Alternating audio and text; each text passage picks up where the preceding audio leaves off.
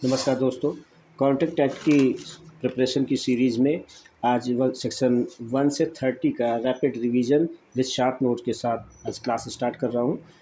तो Indian contract act 1872 act number 9 of 1872 जो portion आज हम लोग डिस्कस करने जा रहे हैं उस पोर्शन से काफ़ी कुछ आता है। और फर्स्ट ऑफ ऑल हम इसके जो इनेक्टमेंट और objective total chapter sections etcetera ये सारी चीज़ें हैं, इनके बारे में डिस्कस करेंगे। तो ये इनेक्टेड कब किया गया और किस इंस्टीट्यूशन के द्वारा किया गया? तो इनेक्टेड किया गया imperial legislative council on 25 April 1872।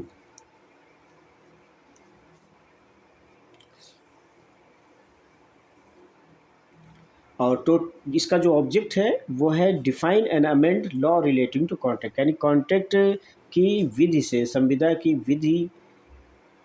संविदा से संबंधित विधि को परिभाषित और संशोधित करना इसका ऑब्जेक्टिव है। कॉन्ट्रैक्ट एक्ट में टोटल चैप्टर 11 सेक्शन 266, जिसमें से चैप्टर 7 रिपील्ड किया गया सेल्स ऑफ गुड्स एक्ट 1930 से, इंक्लूडिंग सेक्शन 76 to 123, यानी सेक्शन 7 हटा दिया गया और उसके जो सेक्शंस थे, उसकी जो कंटेंट्स थे वो सेल्स ऑफ गुड्स एक्ट में इंक्लूड कर दिए गए। इसी तरीके से चैप्टर 11 रिपील्ड किया गया पार्टनरशिप एक्ट से, including section 239 to 266। In present scenario, Contract Act is divided into two parts. First, General Principles, Section 1 to 75, Chapter 1 to 6. Second, Special Contract, Section 124 to 238, Chapter 8 to 10. तो ये चीज़ें काफ़ी important है और ज़्यादातर एग्ज़ाम्स में इस भाग से एक क्वेश्चंस या दो क्वेश्चंस तो आ ही जाते हैं। आगे हम लोग बढ़ते हैं सेक्शन 1 में, जिसमें संक्षिप्त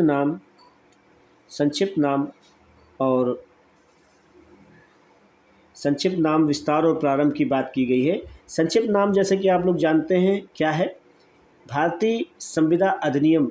तो केवल इतना कह देने से नाम कंप्लीट है या संविदा अधिनियम कह देने से नाम कंप्लीट है? जी नहीं, इसका नाम कंप्लीट नाम है भारतीय संविदा अधिनियम 1872।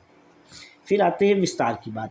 विस्तार यानी ये to what extent it is applicable, territory की बात की गई है कि किस टेरिटरी तक ये अप्लीकेबल है। तो 2019 से पहले, 31 अक्टूबर 2019 से पहले ये जम्मू कश्मीर राज्य को छोड़कर पूरे भारत में इसका विस्तार था, ये लागू था। लेकिन 31 अक्टूबर 2019 में जम्मू कश्मीर राज्य पुनर्गठन अधिनियम लागू होने के बाद उसकी अनुसूची 5 के द्वारा भारत के अन्य केंद्रीय कानून के साथ साथ इंडियन कॉन्ट्रैक्ट एक्ट भी जम्मू कश्मीर राज्य में लागू हो गई। प्रारंभ की बात करते हैं, 1 सितंबर 1872 को ये प्रवृत्त हुआ, इन्फोर्स हुआ। दूसरी, सेक्शन 2 में निर्वचन खंड की बात आती है। निर्वचन खंड में सबसे पहला क्लॉज जो आता है वो है प्रस्ताव। प्रस्ताव क्या होता है? जब कोई एक व्यक्ति किसी बात को करने की या प्रवृत्त रहने की अपनी रजामंदी किसी अन्य व्यक्ति की सम्मति प्राप्त करने की दृष्टि से इस प्रकार संज्ञापित करता है कि उसकी सम्मति या अनुमति प्राप्त कर ले, तो ये कहा जाता है कि ये प्रस्ताव है। यानी यहाँ पर जो इंग्रेडिएंट्स इसके हैं, जो एलिमेंट्स हैं, एक पक्षकार की रजामंदी किस बात की, किसी कार्य को करने या करने से प्रवृत्त रहने की, और किस कारण से की जाती है ये रजामंदी, ताकि वो ऐसे कार्य या प्रवृत्ति के प्रति उस अन्य व्यक्ति की अनुमति प्राप्त कर ले, तो ये प्रस्ताव होता है। सेक्शन 2B में जो ये बात कही गई है कि अनुमति प्राप्त कर ले, तो जैसे ही वो अनुमति प्राप्त कर लेता है प्रस्ताव पर, जैसे ही एक्सेप्टेंस हो जाती है वो वचन हो जाता है। ठीक है, तो ये लाइन हम बिल्कुल ध्यान रखेंगे कि अनुमति अभिप्राप्त करे, तो जैसे ही अनुमति प्राप्त करता है वो प्रस्ताव वचन हो जाता है। और प्रस्थापना करने वाला व्यक्ति यानी प्रस्ताव करने वाला व्यक्ति सेक्शन 2C में बताया गया है कि प्रस्ताव करने वाला व्यक्ति जैसे ही प्रस्ताव वचन हुआ वो वचनदाता हो गया और प्रस्थापना प्रतिग्रहित यानी स्वीकार करने वाला व्यक्ति वचनग्रहीता हो जाता है, कहलाता है। सेक्शन 2D में प्रतिफल की बात की गई है। अब यहाँ पर क्या कहा गया है कि वचनदाता की वांछा पर यानी उसकी इच्छा पर वचनग्रहीता या कोई अन्य व्यक्ति, यहाँ पर प्रतिफल इसका मतलब है प्रतिफल वचनग्रहीता भी दे सकता है, वचनग्रहीता दे सकता है और उसकी ओर से अन्य व्यक्ति भी प्रतिफल दे सकता है। कुछ कर चुका है या करने से विरत रहा है, ये हो गया पास्ट टेंस। यानी अब थोड़ा सा मैं क्लियर कर दूं कि प्रतिफल भारतीय संविदा विधि में प्रतिफल 3 प्रकार से 3 मोड में दिया जा सकता है वर्तमान, भूत और भविष्य। तो यहाँ पर जो पहली लाइन की बात की गई है, कोई अन्य व्यक्ति कुछ कर चुका है यानी भूतपूर्व सेवा जो है या पूर्व में किया गया कार्य है या करता है, वर्तमान में करता है या करने से प्रवृत्त रहता है, तो वर्तमान की बात हो गई। या करने से प्रवृत्त रहने का वचन देता है, ये भविष्य की बात हो गई। तब ऐसा कार्य या प्रवृत्ति का या वचन, तो ऐसा कार्य या प्रवृत्ति या वचन उस वचन के लिए प्रतिफल कहलाता है। ठीक है। नेक्स्ट में सेक्शन 2E में एग्रीमेंट की बात की गई है कि every promise and every set of promises forming the consideration for each other is an agreement. यानी प्रत्येक वचन और वचनों का संवर्ग जो एक दूसरे के लिए प्रतिफल हो वो करार होता है। करार हमारी लाइफ में बहुत सारे होते रहते हैं, सभी की लाइफ में सभी लोग कुछ ना कुछ करार करते रहते हैं, लेकिन सारे करार संविदा नहीं बन जाते जब तक कि वो विधिक ना हो या उसमें विधिक संबंध स्थापित करने का आशय ना हो, तब तक कोई करार संविदा नहीं बन सकता। अब यहाँ पर वृत्तकारी वचन की बात की गई है कि वे वचन जो एक दूसरे के लिए प्रतिफल या प्रतिफल का भाग हों, व्यतिकारी वचन कहलाते। तो लेट मी एक्सप्लेन व्यतिकारी वचन क्या होते हैं। एक दूसरे के लिए प्रतिफल या प्रतिफल का भाग। ए बी से कहता है कि जब वो माल की डिलीवरी करेगा तो माल की डिलीवरी पर वो उसको पेमेंट देगा। तो यहाँ पर माल की डिलीवरी एक वचन और उसकी डिलीवरी पर पेमेंट का किया जाना दूसरा वचन, और उसका प्रतिफल, वे वचन एक दूसरे के लिए प्रतिफल या भाग है, तो यहाँ पर ये व्यतिकारी वचन कहलाते हैं। अभी हम लोगों ने पढ़ा कि सेक्शन 2E में कि हर एक वचन और ऐसे वचनों का संवर्ग जो एक दूसरे के लिए प्रतिफल हो करार कहलाता है। तो अभी डिस्कस कर रहे थे कि करार संविदा कब बनता है। कुछ करार अवैध होते हैं, कुछ करार विधि द्वारा प्रवर्तनीय नहीं होते हैं। तो जो करार विधि द्वारा प्रवर्तनीय नहीं होते हैं उनका इम्पैक्ट क्या होता है, उनका नेचर क्या होता है, वो शून्य होते हैं, यानी उनको इन्फोर्स नहीं कराया जा सकता, उनको न्यायालय में इन्फोर्स नहीं कराया जा सकता। शून्य का मतलब यही है कि विधि द्वारा उनको लागू नहीं कराया जा सकता। उसी तरह सेक्शन 2H में बताया गया कि an agreement enforceable by law is an contract, यानी वो करार जो विधि द्वारा प्रवर्तनीय है वो संविदा होता है और वो करार जो विधि द्वारा प्रवर्तनीय नहीं है वो शून्य होता है। तो यहाँ हमने देखा सेक्शन 2G 2H लगभग एक दूसरे की व्याख्या करते हुए बताते हैं। फिर सेक्शन 2I में शून्यकरणीय संविदा की बात की गई है। शून्यकरणीय संविदा वो होती है जहाँ पर वो एक पक्षकार के विकल्प पर विधि द्वारा प्रवर्तनीय होती है और दूसरे पक्षकार के विकल्प पर वो शून्यकरणीय होती है। तो इसका क्या मतलब है, कोई ऐसा करार किया गया जिसमें दूसरे पक्षकार को कोई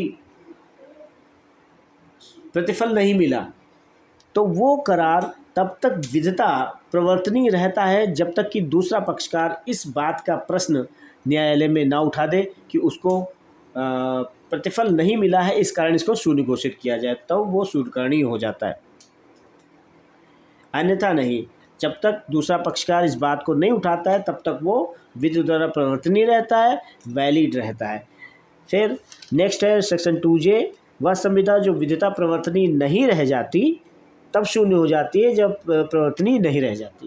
यानी कोई संविदा विधिता प्रवर्तनीय है और बाद में वो प्रवर्तनीय नहीं रह गई, तो जब वो प्रवर्तनीय नहीं रह गई तब शून्य हो गई। यानी जब प्रवर्तनीय थी तब शून्य नहीं थी, जब प्रवर्तनीय नहीं रह गई तब शून्य है। इसका उदाहरण ले सकते हैं कि रूस और यूक्रेन का युद्ध चल रहा है, उस युद्ध से पहले उन दोनों देशों के बीच में व्यापार चलता ही होगा और चल रहा था। तो मान लीजिए कोई दोनों देश के नागरिक एक दूसरे से कोई संविदा करते हैं, व्यापार की संविदा करते हैं, अचानक से युद्ध छिड़ जाता है, तो यहाँ पर अब वो संविदा प्रवर्तनीय नहीं रह गई, तब वो शून्य हो जाएगी, क्योंकि शत्रु देश के साथ व्यापार करना लोक नीति नहीं मानी जाती है और वहाँ पर संविदा शून्य हो जाती है, प्रवर्तनीय नहीं रह जाती। तो ये था सेक्शन 2 का निर्वचन खंड, सेक्शन 2A से 2J तक।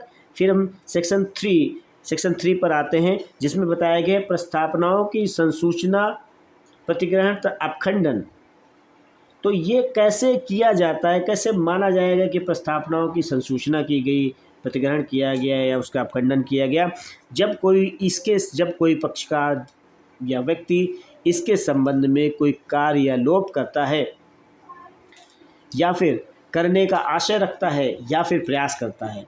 3 बातें हैं, कार्य या लोप करता है, आशय रखता है या उसका प्रयास करता है, तो ये प्रस्तावनाओं की संसूचना, प्रतिग्रहण और अपखंडन माना जाता है कि उसने किया।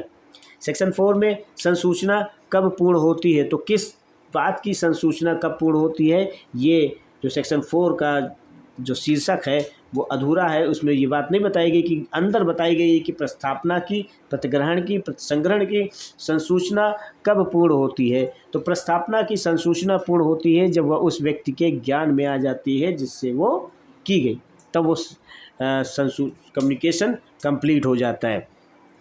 प्रतिग्रहण का कब होता है और किसके विरुद्ध होता है? प्रतिग्रहण की संसूचना उस प्रस्तावक के खिलाफ तब कंप्लीट हो जाती है जब वह वचन ग्रहीता द्वारा उस स्वीकृति की सूचना इस प्रकार से प्रेषित कर दी जाती है कि उसकी शक्ति से बाहर हो जाए, तब वो प्रस्तावक के खिलाफ कंप्लीट हो जाती है।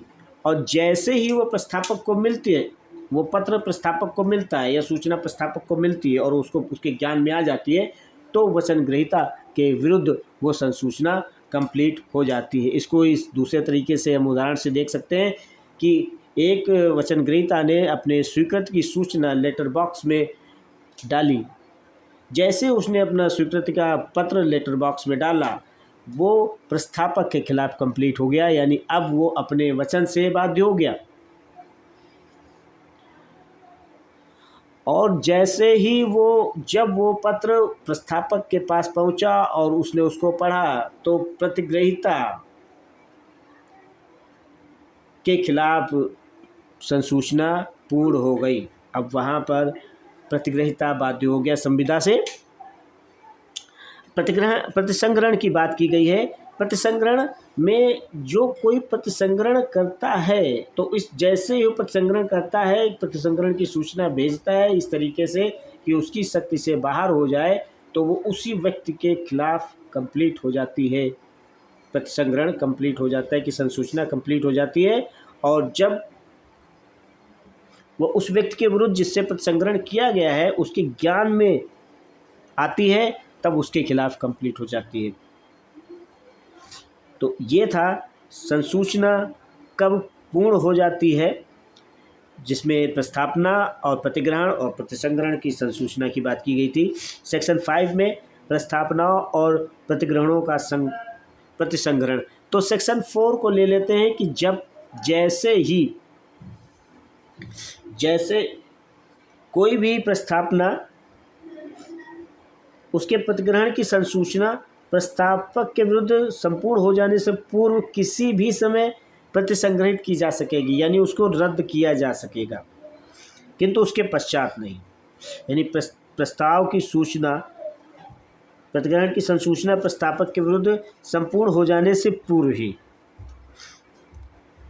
यानी स्वीकृति की संसूचना पूर्ण होने से पहले ही, प्रस्तावक के विरुद्ध पूर्ण होने से पहले उसको रद्द किया जा सकता है। लेकिन अगर प्रतिग्रहण की संसूचना पूर्ण हो गई है तो उसको रद्द नहीं किया जा सकता। दैट्स मीन कि लेटर बॉक्स में प्रतिग्रहण की संसूचना लेटर बॉक्स में डालने से पहले या इस प्रकार ईमेल भेजने से पहले या तार भेजने से पहले, फैक्स भेजने से पहले वो उसको रद्द कर सकता है, किंतु उसके पश्चात रद्द नहीं कर सकता। कोई भी प्रतिग्रहण की संसूचना प्रतिग्रहीता के विरुद्ध संपूर्ण हो जाने से पूर्व किसी भी समय प्रतिसंग्रहित की जा सकेगी, किंतु उसके पश्चात नहीं। यानी लेटर पहुंचने से पहले वो प्रतिसंग्रहित की जा सकेगी संसूचना, लेकिन उसके बाद उसका प्रतिसंग्रहण नहीं किया जा सकेगा। सेक्शन 6 में बताया गया है प्रतिसंग्रहण कैसे किया जाता है। तो 4 तरीके हैं प्रतिसंग्रहण करने के। पहला है सूचना द्वारा, दूसरा लैप्स ऑफ प्रिस्क्राइब टाइम, जो विहित समय दिया गया है उसके बीत जाने के बाद जो पूर्वभावित शर्त है उसके कंप्लीट की असफलता में, कि उसको कंप्लाइंस नहीं की गई, वो असफल हो गया पूरा करने में, और प्रस्तावक की मृत्यु या उन्मत्तता।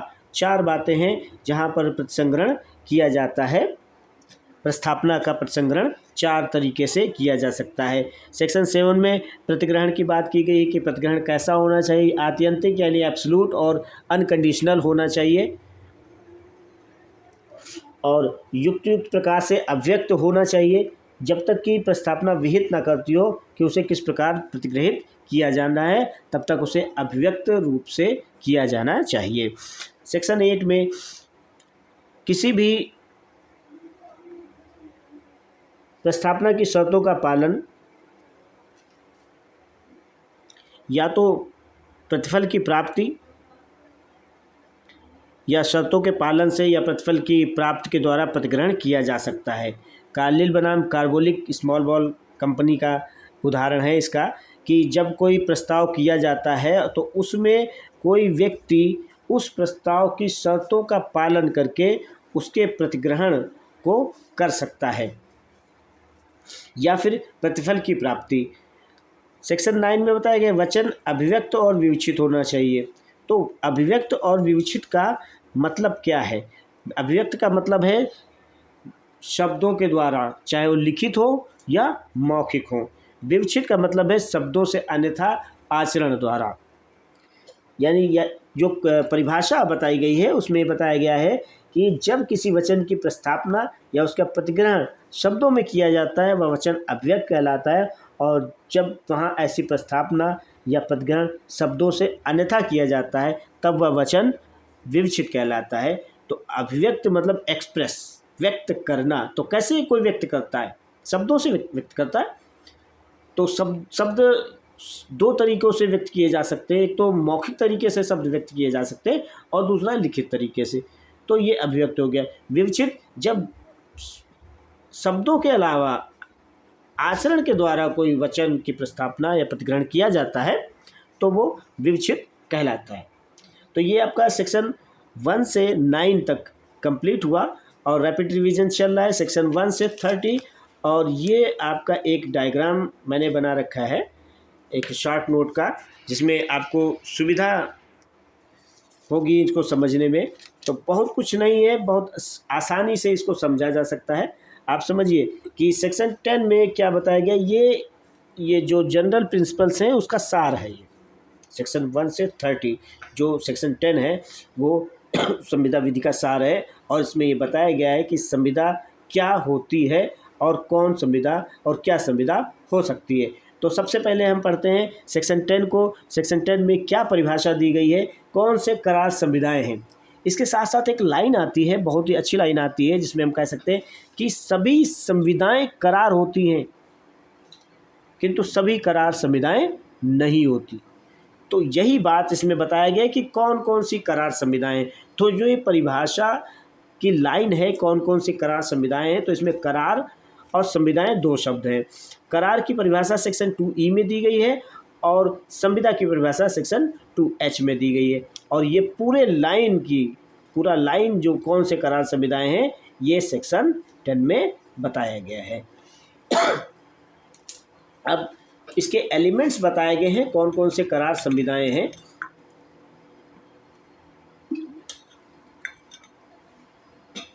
या कौन कौन से करार संविदाएं हो सकते हैं। देखिए एलिमेंट्स पहले मैं ऐसे बता देता हूँ, फिर उसका डिस्कशन हम लोग अभी उसके बाद करेंगे। पहला है सक्षम पक्षकार, दूसरा स्वतंत्र सम्मति, विधिपूर्ण प्रतिफल, विधिपूर्ण उद्देश्य और अभिव्यक्तता शून्य घोषित न किए गए हों। तो सबसे पहले हम लोग सक्षम पक्षकार पर बात करेंगे। देखिए किसी भी संविदा के लिए सबसे ज़रूरी चीज़ है सक्षम पक्षकार का होना। अगर कोई व्यक्ति सक्षम पक्षकार नहीं है तो वो संविदा नहीं कर सकता है। ये सेक्शन 11 में डिफाइन किया गया है कि सक्षम पक्षकार कौन होते हैं।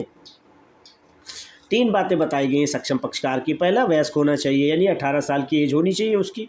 दूसरा, स्वस्थ चित्त होना चाहिए। स्वस्थ चित्त की अलग से परिभाषा सेक्शन 12 में बताई गई कि स्वस्थ चित्त क्या होता है। तो यहाँ पर मैंने इसको नहीं नोट किया है, आप नोट कर सकते हैं कि स्वस्थ चित्त व्यक्ति वो होता है जो संविदा करने के समय स्वस्थ चित्त होना चाहिए, जो संविदा करने के समय संविदा की शर्तों को समझने और अपने हित के बारे में निर्णय लेने में सक्षम होता है, वो स्वस्थ चित्त व्यक्ति कहलाता है। इसका क्या मतलब है? संविदा करने के समय का मतलब है कि संविदा करने के पहले या संविदा करने के बाद वो नॉन कंपोज मेंटिस हो जाए या होता है तो उसका उस संविदा पर कोई प्रभाव नहीं पड़ता है। दैट्स मीन कि संविदा करने के समय जो लाइन दी गई है उसमें बहुत फोकस किया गया है, और इसी फोकस को और ज़्यादा प्रभावी करने के लिए उसमें 2 इंटरवल्स बताए गए हैं सेक्शन 12 में। समझिएगा कि जो समय की बात की गई है उसको कितना प्रभावशाली बनाया गया है। कि देखिए इंटरवल्स क्या कहे गए हैं कि जो व्यक्ति प्रायः विकृत चित्त रहता है किंतु कभी कभी स्वस्थ चित्त हो जाता है, तो जब वह स्वस्थ चित्त हो तब संविदा कर सकेगा। बात को समझिएगा, जो इंटरवल्स बताए गए। दूसरा इंटरवल क्या बताया गया है? जो व्यक्ति प्रायः स्वस्थ चित्त रहता है किंतु कभी कभी विकृत चित्त हो जाता है, तो जब वह विकृत चित्त हो तब संविदा नहीं कर सकेगा। यानी संविदा करने के समय वो स्वस्थ चित्त होना चाहिए। इन दोनों लाइनों का सार यही है। फिर हम आगे बढ़ते हैं। विधि द्वारा निर्योग्य घोषित ना किए गए हों। कुछ व्यक्तियों को विधि ने स्वयं निर्योग्य घोषित कर दिया गया है, मतलब कंडीशन के साथ कि अगर वो कंडीशन पूरी करते हैं तभी वो संविदा कर पाएंगे, अन्यथा संविदा नहीं कर पाएंगे। जैसे संरक्षक, किसी भी माइनर का संरक्षक उसकी प्रॉपर्टी के संबंध में कोई संविदा नहीं कर सकता जब तक वो सक्षम न्यायालय की अनुमति प्राप्त ना कर ले। विधि व्यवसायी को अपने मुवक्किल की, अपने क्लाइंट की वाद संपत्ति के साथ संविदा करने से मना किया गया है, और वो मिसकंडक्ट होता है एडवोकेट एक्ट 1961 के अनुसार वो मिसकंडक्ट माना जाएगा कि वो अपनी फीस को उसकी वाद संपत्ति के जरिए वसूले या फिर उसका कोई संविदा करे, तो वो संविदा करने से मना किया गया है। विदेशी शत्रु को डिस्क्वालीफाई किया गया है, और पर्दानशीन महिला को बिना पुरुष रिश्तेदारों की सलाह और सहमति के डिस्क्वालीफाई किया गया है। वो अपने पुरुष रिश्तेदारों की सलाह से संविदा कर सकती हैं। नेक्स्ट जो बात की गई है वो है स्वतंत्र सम्मति। अब इसमें 2 बातें हैं, स्वतंत्र और सम्मति। तो सबसे पहले हम सम्मति को समझेंगे, स्वतंत्र को बाद में समझेंगे कि वो स्वतंत्र कब होती है। सम्मति की परिभाषा सेक्शन 13 में बताई गई है, सेक्शन 13 में बताई गई है, और ये एक मैक्सिम है, कॉन्सेंसस एड आइडम, मतैक्य का भाव। जहाँ पर 2 व्यक्ति एक विषय में एक भाव में एकमत होते हैं वहाँ पर वो सम्मति कहलाती है। और ये सम्मति स्वतंत्र कब होती है? जब ये निम्नलिखित 5 बातों से ग्रस्त ना हो, 5 तत्वों से ग्रस्त ना हो, तो वो स्वतंत्र होती है। पहला, प्रपीड़न होता है। अगर किसी व्यक्ति को डरा धमका कर प्रताड़ित करके या डर डर या धमकी से कोई सम्मति ली जाती है तो वो सम्मति स्वतंत्र नहीं होती है। सेक्शन 15 असम्यक असर। सेक्शन 16 में बताया गया है कुछ डिग्रीज ऑफ रिलेशनशिप होते हैं जहाँ पर कुछ व्यक्ति दूसरे पक्ष को अधिशासित करने की स्थिति में होते हैं, यानी उनका इतना प्रभाव होता है कि दूसरा पक्षकार वो दबाव में रहता है और ऐसा दबाव असम्यक असर कहलाता है। अगर वहाँ पर कुछ डिग्रीज ऑफ रिलेशनशिप में कोई संविदा की जाती है तो ये माना जाता है कि असम्यक असर से संविदा की गई होगी, जैसे संतान माता पिता, टीचर स्टूडेंट, जेलर कैदी, एडवोकेट क्लाइंट, डॉक्टर पेशेंट। तो यहाँ पर ये लोग जहाँ पर वैश्वासिक संबंध हो, जहाँ पर कोई अधिशासित करने की स्थिति में हो, वहाँ पर अगर कोई संविदा की जाती है, डोमिनेंट पोजीशन में होता है कोई व्यक्ति, तो ये माना जाता है कि वह असम्यक असर से संविदा की गई। कपट की परिभाषा सेक्शन 17 में बताया गया है कि कपट से प्राप्त की गई सम्मति स्वतंत्र नहीं होती है। कपट क्या होता है इस सेक्शन 17 में बताया गया है, जिसमें ये बताया गया है कि किसी सत्य बात को छिपाना, किसी बात का सक्रिय छिपाव या ऐसी बात जिसे विधि ने कपटपूर्ण घोषित किया है तो वो कपट होता है। दुरुपदेशन में किसी व्यक्ति को भुलावे में डाल देना, सत्य उसको इस बात का विश्वास दिलाना कि जो वस्तु जो बात कही जा रही है वो सत्य है और ऐसा नहीं होता है कि वो सत्य हो। तो यहाँ पर भुलावे में डाल देना या किसी बात को गलत तरीके से रिप्रेजेंट करना, जैसे कि दुरुपदेशन को इंग्लिश में मिस रिप्रेजेंटेशन कहते हैं, तो मिस मतलब गलत, रिप्रेजेंटेशन मतलब दिखाना, गलत तरीके से दिखाना, भुलावे में रखना और भुलावे में डालकर किसी की सम्मति प्राप्त कर लेना, ये दुरुपदेशन कहलाता है। और ऐसे दुरुपदेशन से प्राप्त सम्मति स्वतंत्र सम्मति नहीं होती है। पांचवा और लास्ट इसका एलिमेंट है भूल। भूल में 3 बातें हैं, सेक्शन 20, 21 और 22। 20 की जो बात बताई गई है उसमें ये बताया गया है कि इसमें दोनों पक्षकार तथ्य की भूल में होते हैं। तो जहाँ पर दोनों पक्षकार तथ्य की भूल में होते हैं वहाँ पर वो संविदा शून्य होती है, इसका प्रभाव शून्य होता है। सेक्शन 21 में तथ्य की भूल और विधि की भूल के बीच में अंतर को स्पष्ट किया गया है और ये उसके प्रभाव के बारे में चर्चा की गई है। देखिए कोई मौजूदा विधि है, उसके बारे में कोई व्यक्ति ये मिस्टेक करता है, एक्सक्यूज़ लेता है कि मुझे ऐसी विधि के बारे में पता नहीं था, तो वहाँ पर वो मिस्टेक ऑफ लॉ माना जाएगा और उसको एक्सक्यूज़ नहीं किया जाएगा। लेकिन कोई अप्रवृत्तशील नॉट इन्फोर्स्ड लॉ है जो लागू ही नहीं है और उसके बारे में किसी पक्षकार को मिसकंसेप्शन है या भुलावा है या मिस्टेक करता है कि ऐसा विधि लागू है और उसके तदनुसार वो कोई कार्रवाई करता है, तो वो मिस्टेक ऑफ लॉ न होकर मिस्टेक ऑफ फैक्ट होता है, क्योंकि वहाँ पर ये फैक्ट माना जाता है कि उसको उस विधि के बारे में जानकारी नहीं थी कि ऐसी विधि लागू नहीं है, तो मिस्टेक ऑफ फैक्ट हो जाता है। यानी अप्रवृत्तशील विधि के बारे में भूल तथ्य की भूल मानी जाएगी। जो विधि लागू नहीं है, जो विधि प्रचलित नहीं है, उसके बारे में कोई भूल की जाती है तो वो तथ्य की भूल होती है और ऐसे भूल का प्रभाव शून्यकर्णी नहीं होता है। सेक्शन 22 में जहाँ पर सेक्शन 20 में दोनों पक्षकारों की तथ्य की भूल थी वो शून्य था, वहीं सेक्शन 22 में एक पक्षकार द्वारा तथ्य की भूल है और वो शून्यकर्णी नहीं होता है। इसका प्रभाव ये होता है कि शून्यकर्णी नहीं होता है, क्योंकि एक पक्षकार को तो पूरी बात पता होती है, उसके बारे में उसको तथ्य की भूल नहीं होती है। फिर हम चर्चा करेंगे नेक्स्ट विधिपूर्ण प्रतिफल और विधिपूर्ण उद्देश्य की। सेक्शन 23 में बताया गया है कि विधिपूर्ण प्रतिफल और विधिपूर्ण उद्देश्य क्या है। जो निम्न से ग्रस्त ना हो, पहला विधि द्वारा निषिद्ध ना हो, विधि के उपबंधों को विफल न करता हो, कपटपूर्ण ना हो या शरीर या संपत्ति को क्षति न पहुंचाता हो, न्यायालय की राय में अनैतिक और लोकनीति के विरुद्ध ना हो, तो फिर वो प्रतिफल और उद्देश्य विधिपूर्ण होगा, अन्यथा नहीं होगा। ठीक है, एक बात इसमें रह गई स्वतंत्र सम्मति में कि ये जो स्वतंत्र सम्मति ली जाती है और स्वतंत्र नहीं है तो उसको हम शून्यकर्णी कहाँ करा सकते हैं। तो असम्यक असर को छोड़कर 15, 17 और 18 को हम सेक्शन 19 के द्वारा शून्यकर्णी घोषित करा सकते हैं।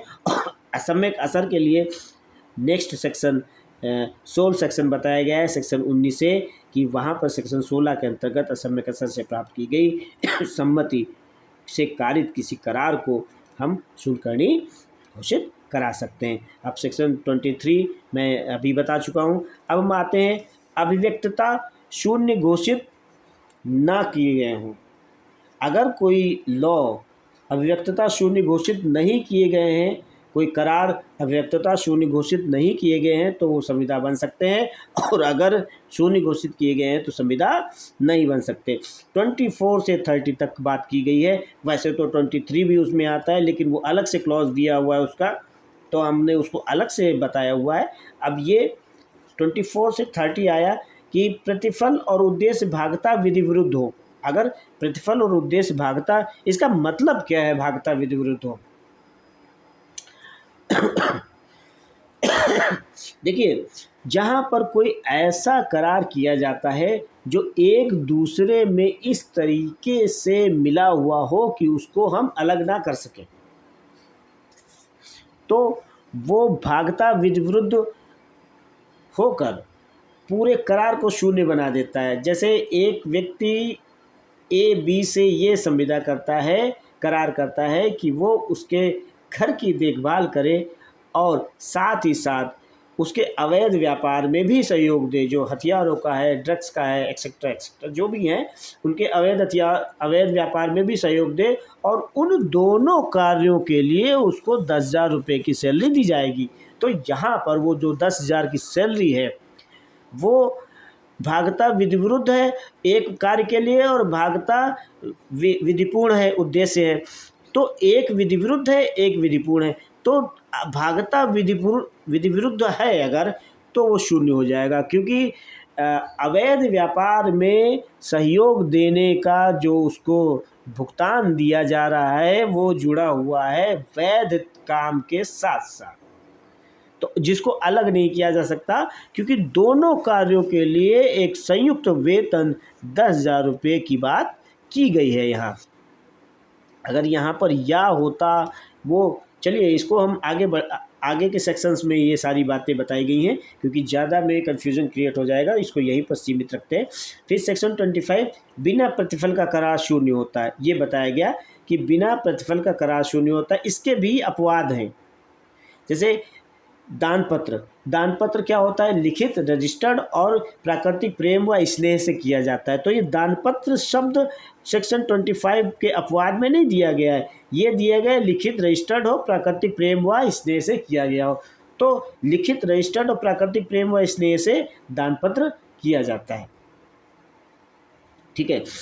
फिर पूर्व में की गई सेवा, अगर पूर्व में कोई सेवा की गई है और सेवा के बदले में कोई करार किया जाता है, कोई संविदा की जाती है, तो वहाँ पर वो पूर्व में की गई सेवा ही प्रतिफल मान लिया जाता है। कालबाधित ऋण, कोई कालबाधित ऋण है जिसको वसूला नहीं जा सका है, उसके उस ऋण के उपलक्ष्य में कोई नई संविदा गठित कर ली गई है और उसको समायोजित कर दिया गया है, तो वहाँ पर वो कालबाधित ऋण एक प्रतिफल मान लिया जाएगा और अलग से प्रतिफल की आवश्यकता नहीं होगी और करार शून्य नहीं होगा।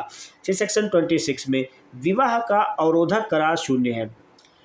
किसी भी व्यक्ति का विवाह का अवरोधक करार शून्य माना गया है, सिवाय अवयस्क के विवाह के। हम अवयस्क के विवाह को रोक सकते हैं, उसको रोकने का करार कर सकते हैं until they attain the majority।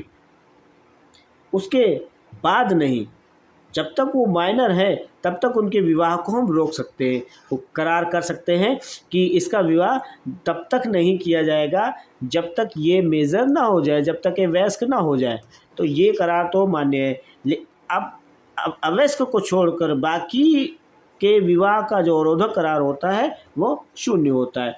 Section 27 में व्यापार का अवरोधक करार शून्य होता है। किसी को भी व्यापार करने से मना नहीं किया जा सकता। एक संवैधानिक अधिकार दिया हुआ है कि हर व्यक्ति को अपनी पसंद का रोजगार करने का, वृत्ति करने का, उपजीविका चलाने का अधिकार संविधान में मिला हुआ है।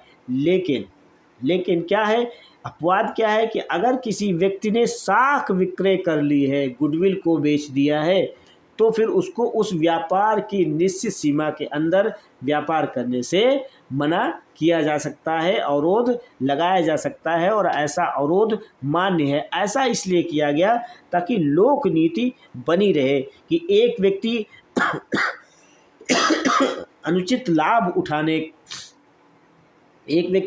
लाभ उठाकर दूसरे व्यक्ति को हानि ना पहुंचाए, कि उसको अपनी गुडविल भी बेच दे और फिर उसी नाम से, उसी गुडविल से दूसरा व्यापार भी करे, तो ये उचित नीति नहीं कही जा सकती। इसलिए गुडविल बेचने के बाद किसी पक्षकार को उस व्यापार की निश्चित सीमा के अंदर व्यापार करने से मना किया गया है। वो उस अपने व्यापार की गुडविल की निश्चित सीमा के बाहर व्यापार कर सकता है। ठीक है।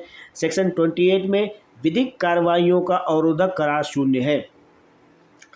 तो विधिक कार्रवाइयों का अवरोधक करार शून्य है, ये बात की गई है कि प्रत्येक व्यक्ति को जो विधिक अधिकार प्रदान किए गए हैं वो उनकी सुरक्षा के लिए, वो आनंद उठाने के लिए, अपने जीवन को सुगम तरीके से चलाने के लिए दिए गए हैं।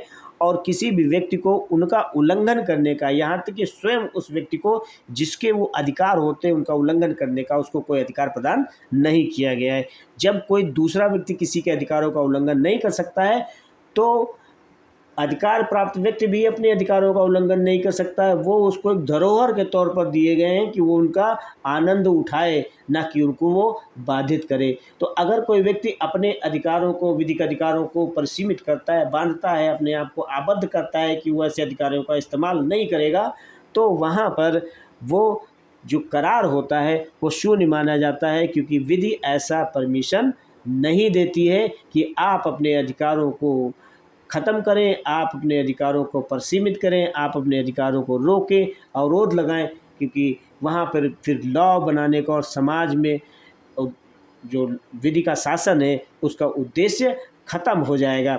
इसलिए विधि का अवरोधक करार शून्य है। अगर कोई किसी तरीके का करार करता है जिसमें विधि के उपबंधों की अवहेलना होती है, विधि द्वारा निषिद्ध कार्यों को किए जाने का करार होता है, या कोई विधि के उपबंधों को विफल करता है, तो वहाँ पर ऐसा करार शून्य माना जाता है। सेक्शन 29 में अनिश्चितता का करार, अगर सब्जेक्ट मैटर ऑफ करार है, कोई अनिश्चित बात है, उसमें अनिश्चित नहीं है, तो वहाँ पर वो करार शून्य माना जाता है। जैसे ए बी से कहता है कि वो उसके सफ़ेद घोड़े को या तो 1000 रुपये में या 500 रुपये में खरीदेगा, तो यहाँ पर प्रतिफल निश्चित नहीं है, यहाँ पर अनिश्चित बात की गई है और इसलिए ये करार शून्य होता है। कोई व्यक्ति कहता है कि वह उसके सफ़ेद या काले घोड़े को 500 रुपये में खरीदेगा, तो यहाँ पर भी सब्जेक्ट मैटर ऑफ एग्रीमेंट निश्चित नहीं है, वो सफ़ेद या काला घोड़ा तो निश्चित नहीं है, तो यहाँ पर करार शून्य मान लिया गया। सेक्शन 30 में है बाजी का करार, जिसको पद्यम का करार भी कहते हैं, जिसमें ये बताया गया है कि बाजी के द्वारा जो भी करार होते हैं वो शून्य होते हैं। कुछ एक अपवाद बताया गया है कि घुड़दौड़ में जो रेसर होता है, वो जो जीतता है, रेस करने वाला घोड़ा जीतता है, उसके रेसर को, धावक को कोई पारितोषिक या कोई इनाम दिया जाता है, तो वो बाजी का करार नहीं माना जाता है। तो ये आपका ओवरऑल सेक्शन 1 से 30 तक rapid revision with short notes के साथ आज क्लास संपन्न हुई, और आई होप आपको ये क्लास बढ़िया लगी होगी और इसमें आप कोशिश करिए कि इसको कंप्लीट करें। और कोई भी क्वेरी हो, कोई भी कमेंट हो, आप कमेंट बॉक्स में, कमेंट सेक्शन में आप मुझे भेजें। कोई भी क्वेरी होगी मैं उसको रिज़ॉल्व करने की कोशिश करूँगा। और जो सुझाव हैं आपके, अगर किसी तरीके की कि क्लास को बेहतर कैसे बनाया जाए और बेहतर कैसे बनाया जाए और आपके लिए वो सूटेबल कैसे हो सके, उसका मैं हमेशा स्वागत करूँगा। और आज की क्लास के लिए इतना ही। मिलते हैं नेक्स्ट क्लास में नए सब्जेक्ट के साथ, नए टॉपिक के साथ। तब तक के लिए हैव अ गुड डे।